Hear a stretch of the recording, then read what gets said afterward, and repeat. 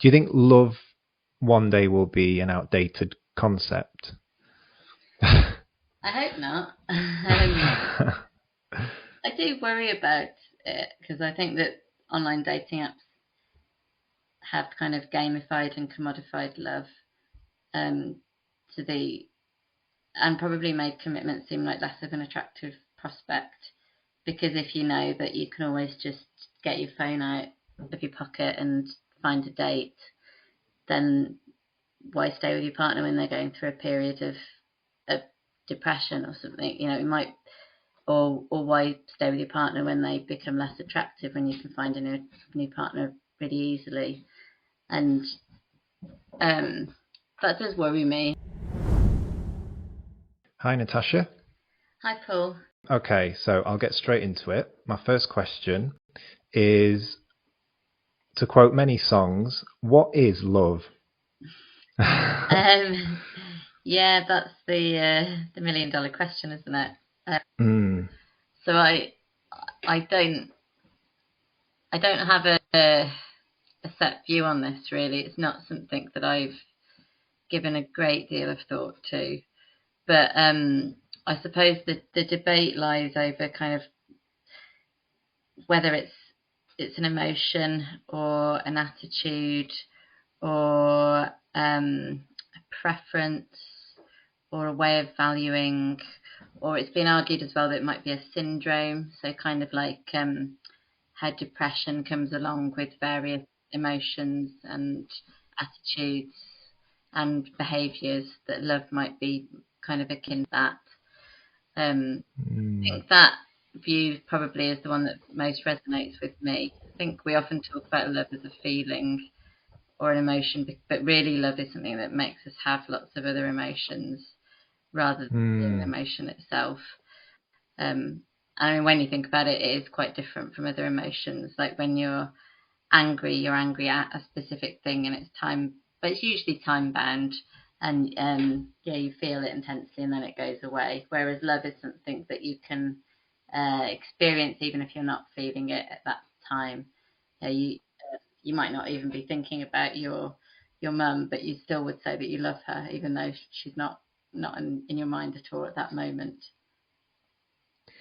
So it's almost like a prolonged state of mind, you could say, that can fluctuate, but ultimately it's there, and it's got almost like a life of its own. It's hard, you can't control it, so it's almost like it's in control of you even. Yeah, and that's often how people feel when they're in love. We talk about falling in love, and to fall implies a lack of control. And we feel like when we love somebody, we often feel like we don't have any control over whether we stop that love or make it continue. We feel like it's something that just happens to us. Do you think it's possible to live a happy life without love?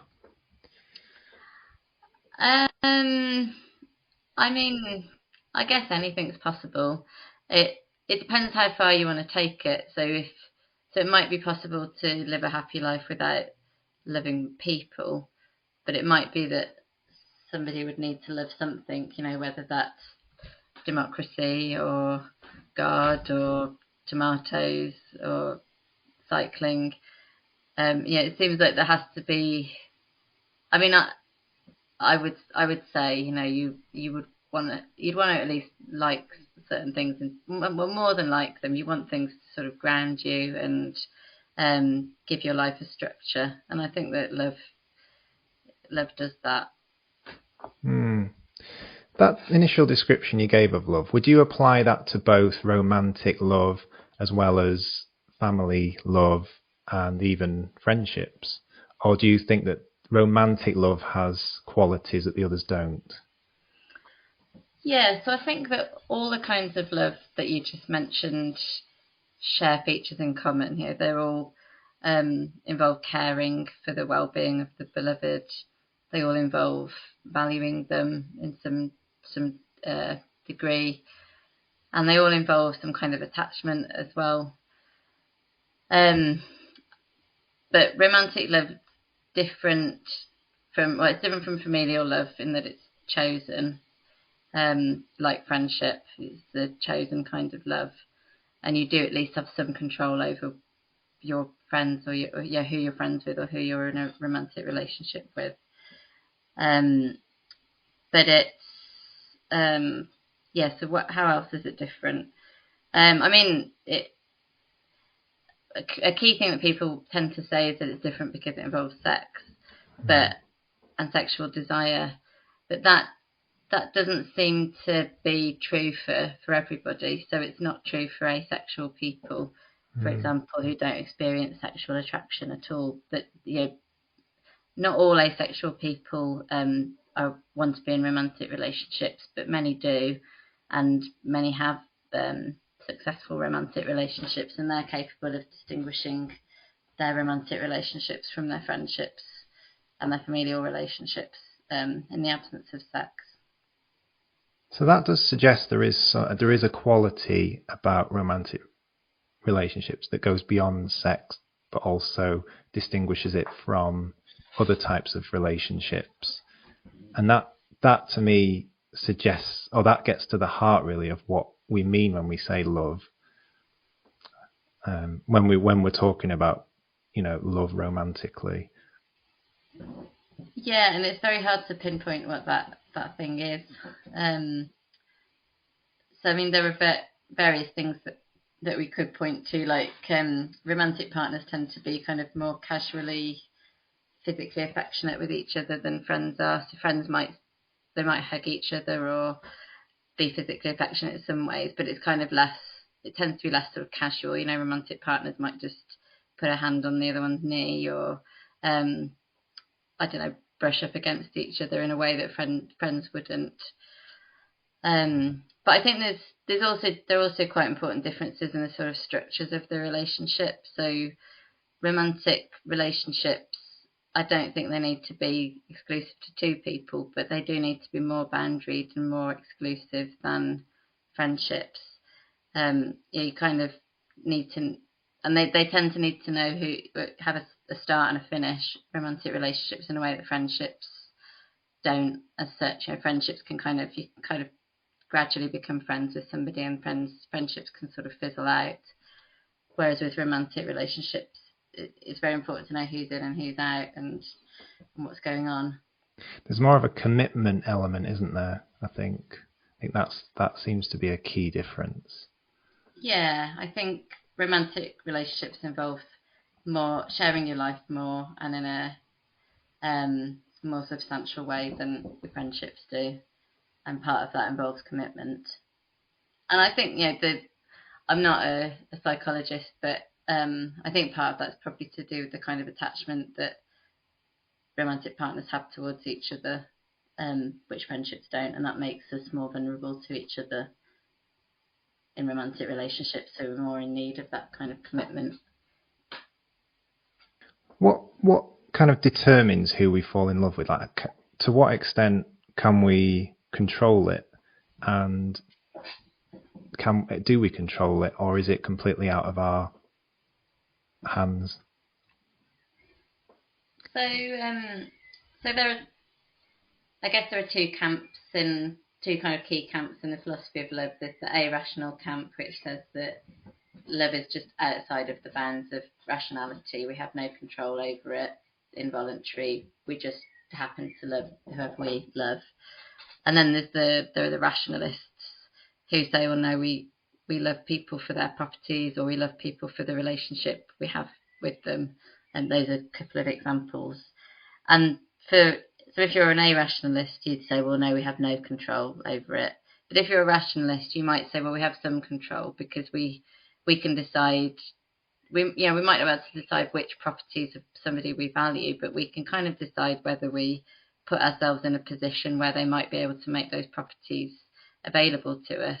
And similarly, if you think we love people because of relationships, we have control over whether we're in a relationship with somebody or not. You might, and similarly to stop a relationship, so you might not be able to stop loving somebody, but you can extract yourself from a relationship, cut ties with somebody. and in time, usually the love will dissipate. I suppose that's true for some, but there are others who would say, especially if they break up with someone against their will, that love never goes away.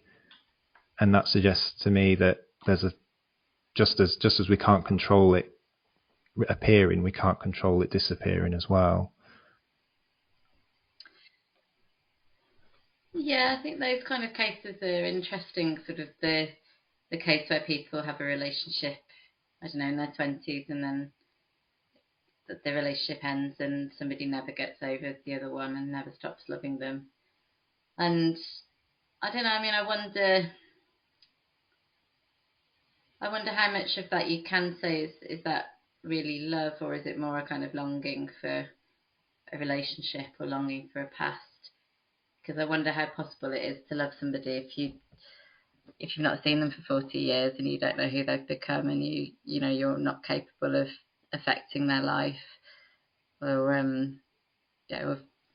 It's almost like you love what they represent from your past, rather than the individual. They more represent an era in your life, maybe, or a nostalgia. Yeah, I think there's probably a lot of that going on in those kind of cases. You touched on there just about the idea of, why do we love people? Is there an argument to say that the love is often, even if we love qualities about that individual, is often a selfish love, in the sense that it's for our own, whatever it is we gain from that personal relationship, or that interaction we have with that person, is it a self-fulfilling exercise, or is it something that's done for the benefit of the other person, or is it a bit of both? I think it's a bit of both, but I think it's a myth that love should be selfless.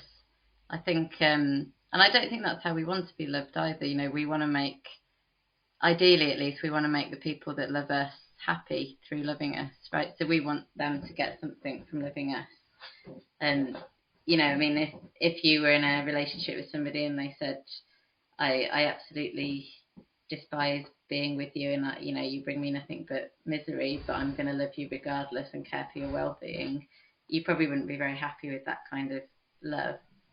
Like, we want there to be a self-interested element in it. We want it to be a reciprocal arrangement, and I think that's true with all kinds of love, really. I mean, it might perhaps more so with romantic love and friendship, but we want to make our family members, we want them to be happy through loving us as well. We want to make our parents proud. We want our siblings to enjoy our company. And there's some enjoyment that comes from their happiness. Yeah. And also that comes from the love of their personal qualities, which to me is just purely, I mean, there doesn't seem to be a self-gain or a personal gain from that. It seems to me that seems to me maybe the most pure version of love, where it is just loving an individual for what they are and their qualities. But I'm interested also in the idea of how do we identify love versus other emotions or other impulses. So things like lust and infatuation. Is it easy to identify where the line is between those?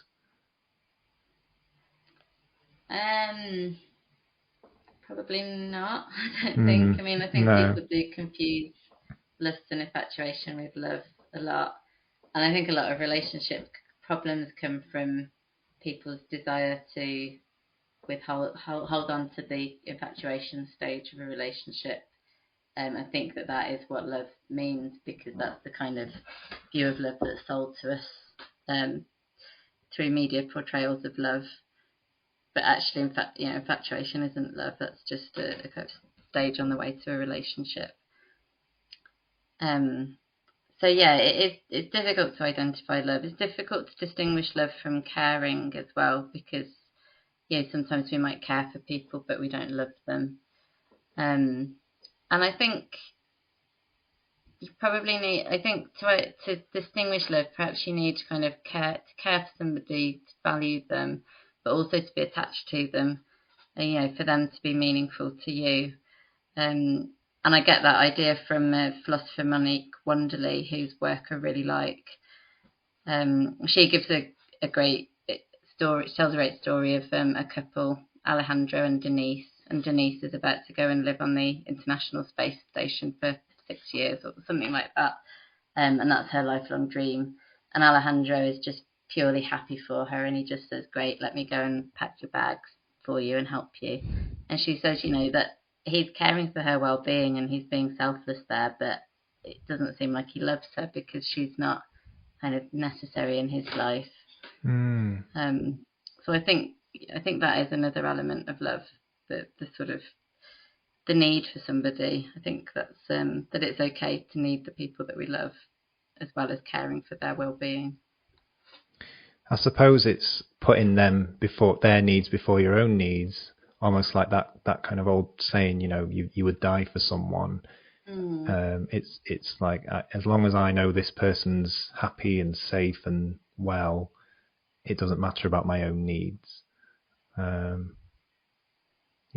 Which again is quite a pure version of that concept. Yeah, I don't know though. I think it is okay to care about your own needs. I mean, you can end up with quite toxic relationships where you've got one person who just doesn't care about their own needs at all, and is purely just trying to support the other person if they're not getting that reciprocated. But do you think, just kind of tying into that, do you think it's possible to love more than one person in that way at the same time, and it be equally as legitimate and valid and real? Because there seems to be socially there seems to be a kind of rejection of that idea, almost like it's not something that maybe it wouldn't be healthy for society if we all kind of accepted that as something that could happen more often. But what's your view? We only need to look around us to see that it's possible. And that's not just people who are living in polyamorous relationships. It's also the huge numbers of people who are unfaithful to their partners, and one of the reasons that they're unfaithful is because they still love their partner and they don't want to leave them, but they've also met somebody else that they're in love with, and they love both of those people at the same time, and they can't decide who they want to be with. And I think probably a lot of people have been in that kind of position. So yeah, I think it absolutely is possible. And on the question of whether it's healthy or not for society, I mean, I don't know why it needs to be unhealthy for society. It's probably just that it's we don't know what it would look like if we all started relating to each other in different ways, and that's quite scary. Yeah, it would be quite radical if that became kind of accepted norm, that we can love more than one person. I suppose kind of the idea of the family unit, and that kind of, there's almost a sacred quality to that, isn't there? That I think we would lose a stability in society, I suppose, if the idea of being able to love more than one person became normalized. That might affect the stability of families and bringing up children and that kind of thing, and that might be a root of where that comes from.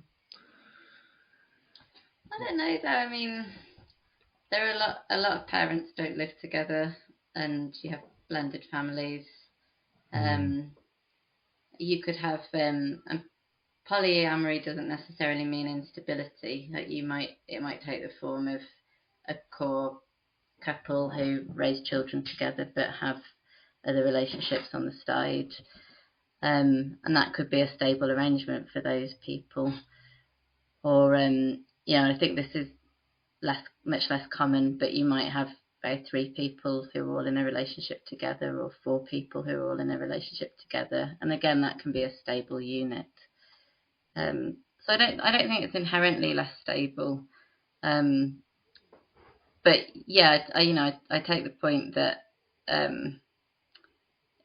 it could be less stable. I mean, it could definitely feel a lot less secure for a lot of people, and I think a lot of people aren't interested in the idea of polyamory because they really value the security that being in a monogamous relationship. And I think that's fine, and I don't really envisage polyamory becoming the norm anytime soon, but I don't think there's any reason why it can't exist alongside monogamy, and people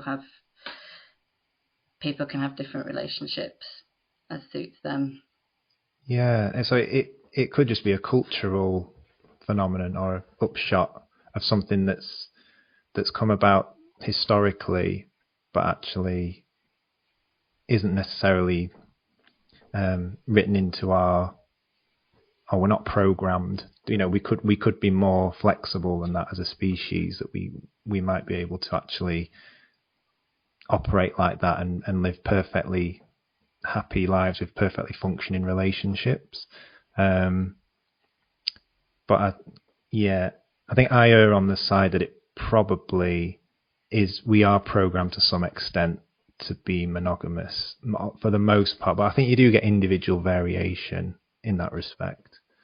And I think there could be a root in the sort of bringing up of children. I think it might be more healthy for a child to grow up in a household of 2 parents. I don't know if that's true, but like a kind of permanent presence, I suppose, rather than like them off doing other things and then coming back. Do you know what I mean? Yeah, I mean, I think the research on sort of the effects of polyamory on children is quite limited at the moment, because Right. I guess it's relatively recent that many people have been living in polyamorous relationships. But I think I should have checked it before doing this, but I think it's kind of mixed. I think some of the research suggests that it's fine, and I think some of the research suggests that there are some worse outcomes for children.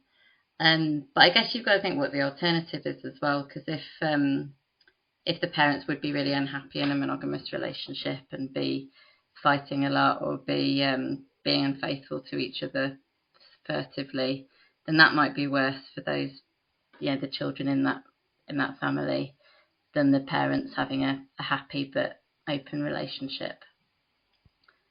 So I think it probably depends. And I mean, on the point about being programmed towards monogamy, I think the jury's kind of out on that. Like when you look at the evolutionary psychology on that, it seems like this kind of, I mean, I'm not an expert on this, but it seems like there's kind of 2 main camps. There's a sort of standard evolutionary model, which suggests that men are naturally non-monogamous and want to spread their seeds, and women are naturally monogamous. And then there's the attachment model, which says that we are sort of programmed to form an attachment with somebody that we have sex with, and that's to promote the raising of children.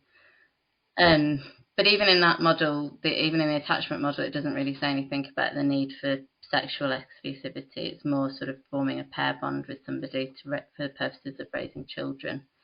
And then there's the sort of standard model that men are non-monogamous and women are non-monogamous, and monogamy is a kind of compromise.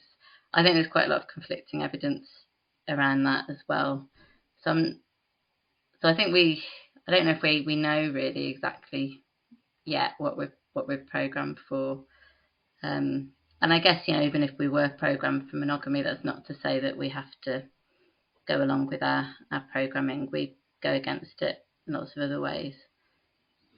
Do you think that maybe one of the roots of monogamy is fiction and romantic stories and Disney and things like that. Do you think that plays a big part in building this idea from a young age that we're supposed to be monogamous? Yeah, I think so, definitely. You know, in all the kids' storybooks, I've got a 2-year-old, so I read a lot of kids' storybooks at the moment. Yeah, it's always a mum and a dad, and we haven't got onto Disney yet, but from my Disney days as a kid, it is always the aim is to end up in a monogamous relationship. So yeah, we definitely have that idea romanticized, and non-monogamy is kind of demonized in lots of ways as well. It's often associated with polygamy and the consequent oppression of women, or with people being promiscuous or treating people badly sexually, or being unfaithful and deceiving their partners. And yeah, we probably, if there were more media portrayals of sort of non-problematic, non-harmful, non-monogamous arrangements, then perhaps we'd have a different view of those. Possibly, yeah. I still wonder if, because I think you touched on it just now about women having more to lose in the dating game, in the relationship game, and I wonder if oftentimes kind of women do the choosing really when choosing partners. It's women often. I wonder if one of the drives behind monogamy is actually it's more in the female's interests to have a kind of longer term reliable partner that will be there to bring up a child and be there in the long term to be supportive and things, particularly obviously if it's that child's biological father. And I wonder if that explains some of the basis for monogamy being kind of the dominant way of, or the dominant practice in society. Yeah, well, I mean, that's kind of the sort of standard sort of story that we hear a lot, that, you know, in prehistoric times, it was in the, you know, women needed the man to go and get the food while she stayed at home and nursed the infants. But I'm actually reading a really great book at the moment called Marriage: A History by Stephanie Kuntz, and yeah, she says that that's just not true. That was a kind of just so story concocted in the 1950s, because that was how people lived then, you know, with the male breadwinner of the family and the woman staying at home. Whereas actually, in prehistoric times, people would have lived in big groups in sort of troops. I don't know if troops is the right word. Bands, yeah, like bands, and they would have all been sort of foraging for food together, and the women would have just put their babies on their backs in a sling and gone off and foraged, and nursed their babies as they were doing it.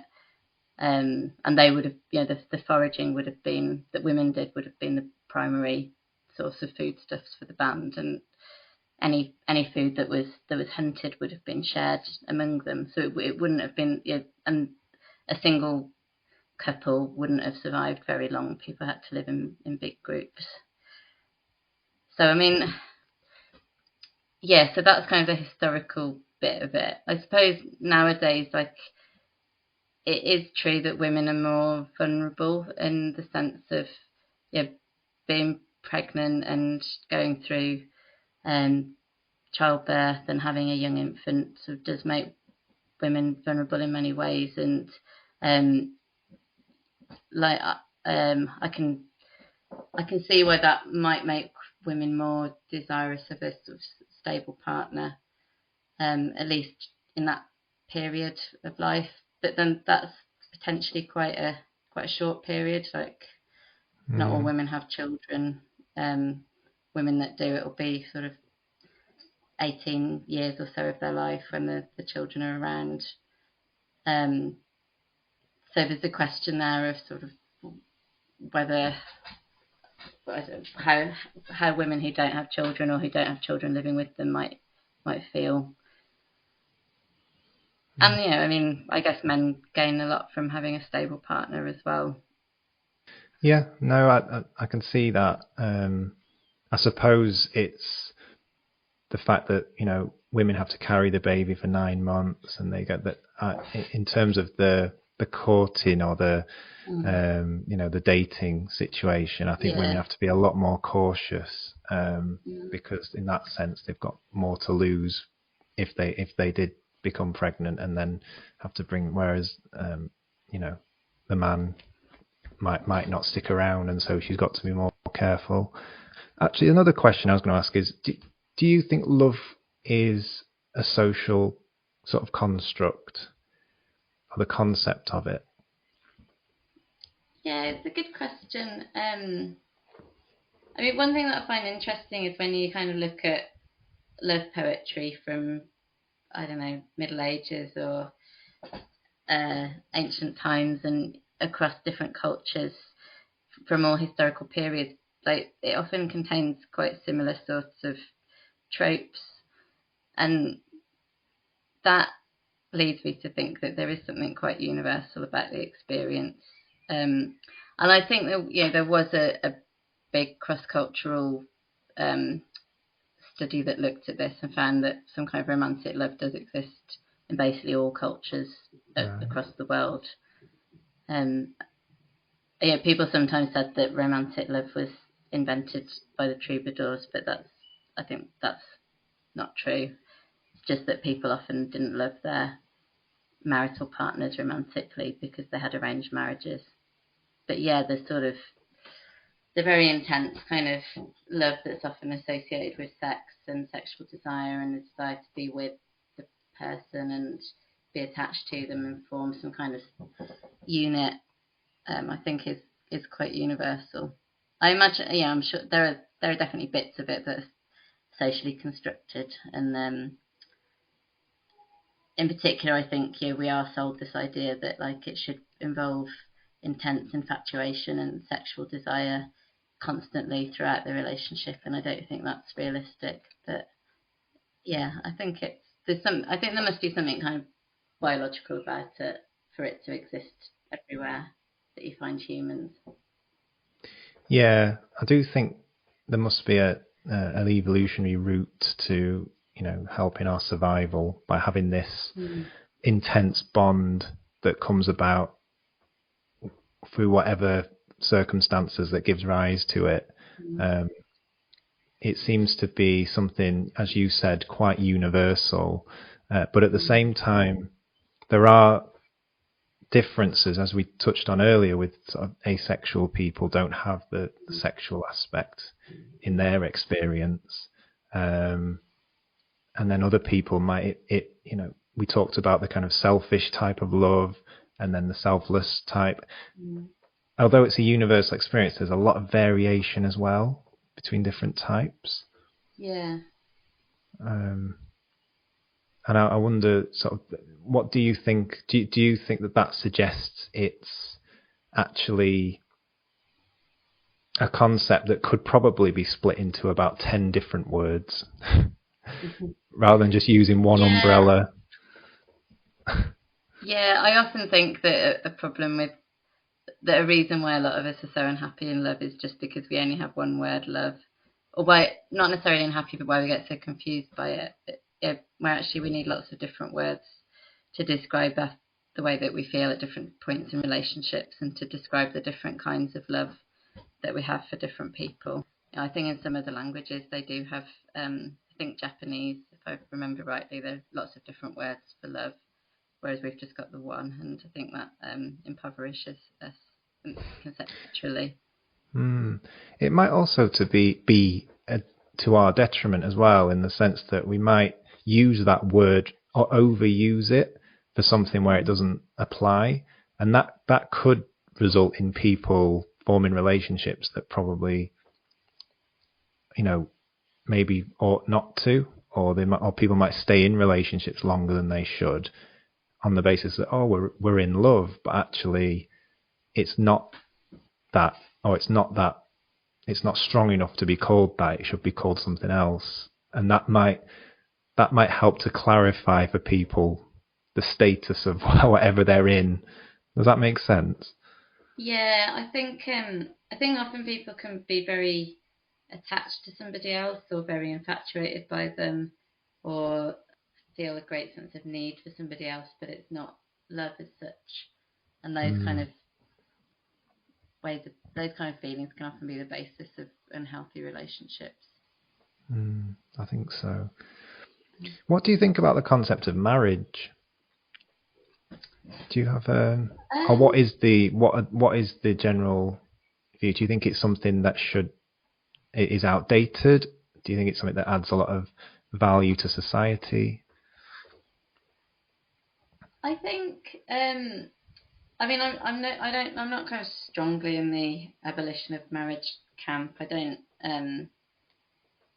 think marriage is a bad thing. But I also don't I don't feel that we desperately need it in our society. I think that I think there is value in making a commitment to somebody, and that kind of state support for relationships can be important, because we are quite vulnerable in relationships, and the state does need to intervene sometimes, like when couples break up and there are children involved. The state may need to intervene there, and marriage can be helpful in those kind of situations. But I think there are some interesting kind of alternatives to marriage. For example, Elizabeth Brake talks about minimal marriage, where we could, so instead of having like a package of rights that are conferred by marriage, we could split up those rights that are conferred by marriage and give them to different people that we're in different caring relationships with, which would be called minimal marriages. And I think that's quite an interesting idea. I don't know how workable it would be in practice, but I think it's a thought worth pursuing. And Claire Chambers talks about having the marriage-free state as well, and some problems with marriage, and why marriage can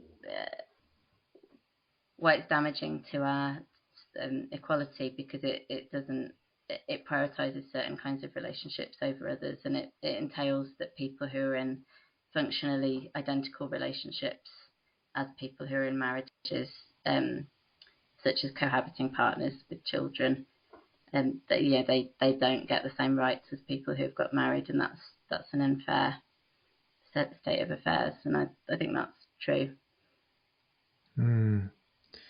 Yeah, I mean, if marriage exists in society, it should be an equal arrangement, no matter who enters into it. That seems like a pretty kind of obvious basis for it, but I do think that I think the existence of marriage is another supportive argument for why society functions more strongly as a monogamous society. I think it's evidence for as a species, our kind of inclination towards monogamy, because perhaps it helps to strengthen that stability between two people. Whereas if we didn't have marriage, there would be more infidelity. People wouldn't feel the pressure to stay with somebody, and therefore children would lose that presence that I talked about earlier of two parents. I don't know what you think about that. Yeah, I mean, marriage, it makes it harder to break up with somebody, because there's some additional administrative work. And I think for that reason, I can see why people. I mean, I'm not married, but I am in a long-term cohabiting relationship where we're committed to each other. I could kind of see how getting married might make it more difficult for us to split up. But I also feel personally like, well, we've got a child together and a mortgage, so it's going to be quite administratively difficult to break up anyway. But perhaps that's just me being unromantic. It's actually quite an interesting thought, that, though, because could the sort of financial pressures in society, the fact that we've got limited resources in the world and everybody's got to work hard for a living and pay their bills and everything, does that kind of make the idea of things like marriage and monogamy and commitment more useful in society, because it helps people, with having two people together with a joint income, and that kind of thing gives people extra support and extra stability. Yeah, I mean, I think one of the attractions of being in a romantic relationship is that it's in large part it's a practical arrangement for living your life with somebody else, and it means that you pool your resources and you have somebody who's always going to be there for you if you're in a good relationship, that is. And that's immensely what's the word, comforting to feel like that. And yeah, and then you've also got the sort of companionship, someone who you can go out with and do things with, and as you say, someone who you could pool your financial resources with, and that might mean that one of you can take some time out to take some time out from working, and if your partner earns enough to support you and do something else, and it makes potentially things like buying a house easier. But again, that's not necessarily a reason for monogamy, because you could have that kind of practical arrangement with a small group of friends or a small group of romantic partners, or you could have that kind of practical life partner relationship with somebody but not be sexually faithful to each other. So there may still be ways of getting those benefits without being monogamous. Yeah, I think it depends on the individuals, doesn't it? I think everybody's different. There are some people who can quite happily live without marriage, and they trust each other and they're committed, and it doesn't even enter their mind that it's a problem. And then there might be others, on the other hand, who kind of need that, I don't know, layer of security or guarantee that this person's with me now, it's okay, I can relax and get on with my life. And do you know what I mean? I don't know. I mean, it doesn't necessarily mean that relationship's less strong or less, the love is less real, but I think it might vary by individual. Yeah, absolutely. I think we all have a need for security because we're all vulnerable, and whatever makes you feel secure is important. And if marriage can help people feel secure, then that's a good thing that marriage can do. What's your view about sort of the future of love and the way society is going? Obviously, we have like dating apps and things now. Things are much more that old-fashioned view that we talked about of kind of meeting your, high school sweetheart when you're 16 and then you're together your whole life, or meeting just one person and staying with them, and that being the norm. Do you see a change in how? Do you think love one day will be an outdated concept? I hope not. I do worry about it because I think that online dating apps have kind of gamified and commodified love and probably made commitment seem like less of an attractive prospect, because if you know that you can always just get your phone out of your pocket and find a date, then why stay with your partner when they're going through a period of depression or something? It might, or why stay with your partner when they become less attractive when you can find a new partner pretty easily? And that does worry me. I mean, dating apps have been with us for about 10 years or so, I think, and I haven't looked into the research enough on whether that they have created big changes in how people think about love and relationships. But I think that would be interesting to look at, because they're going to get smarter. Like the algorithms are going to get smarter and smarter, and people are going to use them more and more. There's already way less stigma about using online dating apps than there used to be, and I think that's just going to carry on happening. And then there are also, are we going to all start living robots or avatars? And what will that do for us? Yeah, it's interesting. I had another guest on a couple of weeks ago who was saying that dating apps, as good as the algorithm ever gets for dating apps, it will never replace. And it could find our perfect match in theory. It could find all the things we've got in common with this person, and we everything fits. But there's something you can never predict, or there's something about love that's intangible that you can never quite put your finger on it. And that often comes about through common experiences with that person. It grows in a very organic way, and it could be someone who you would never even have imagined it would be, but it just works, and there is no formula for that. Yeah, that's true. We often end up with people that we never would have dreamed that we would have been with, and maybe if we, I mean, that's another worry about dating apps, is that because you put your preferences into them, you might end up not being shown somebody who would have been your perfect match because you said that you didn't want to meet a guy who was under 6 foot. Maybe your perfect match would have been 5'11", and you never got to meet him because of the way you set your preferences. Whereas if you were meeting organically, you might have that might be more likely to happen. Yeah. But dating apps aren't all bad. Like they provide a much vaster pool of potential partners to people, and that's something that's good. It means that a lot of people find it easier to meet other people.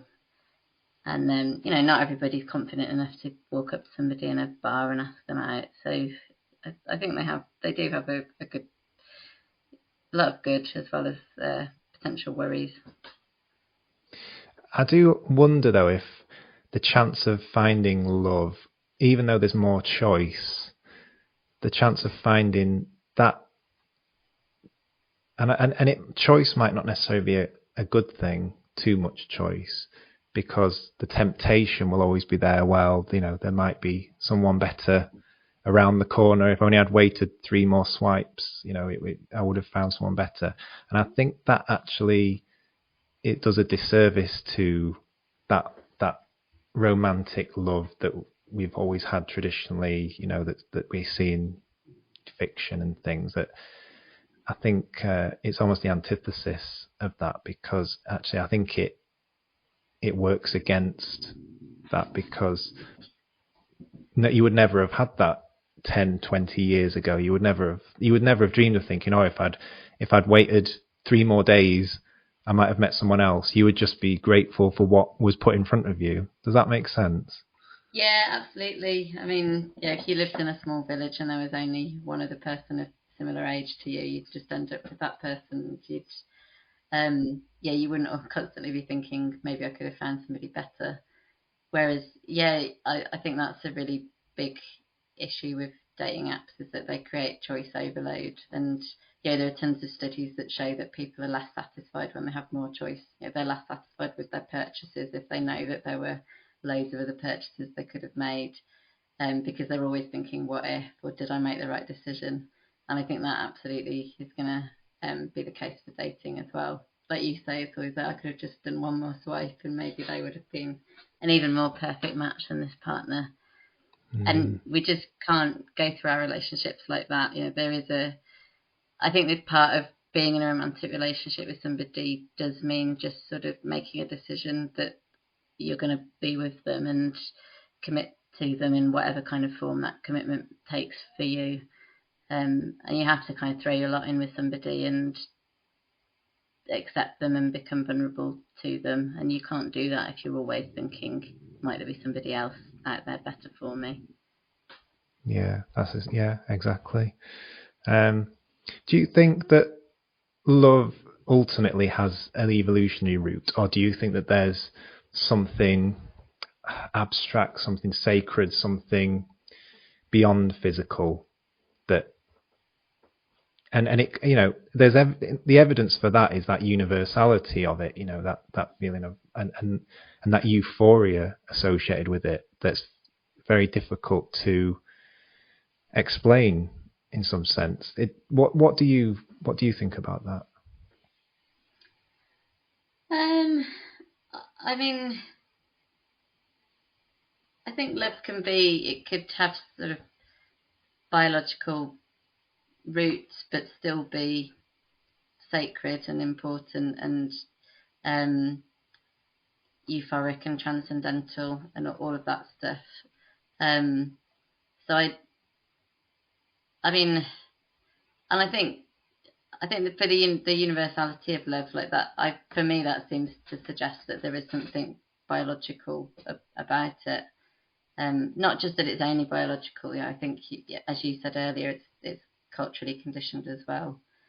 But yeah, I think we can say that it's probably got some kind of biological roots without it losing any of its magic, because we still don't know how to explain it. We can say what goes on in our brain when we feel love for somebody, but that doesn't really help us understand what it's like to be in love, like pointing to the brain bits that light up.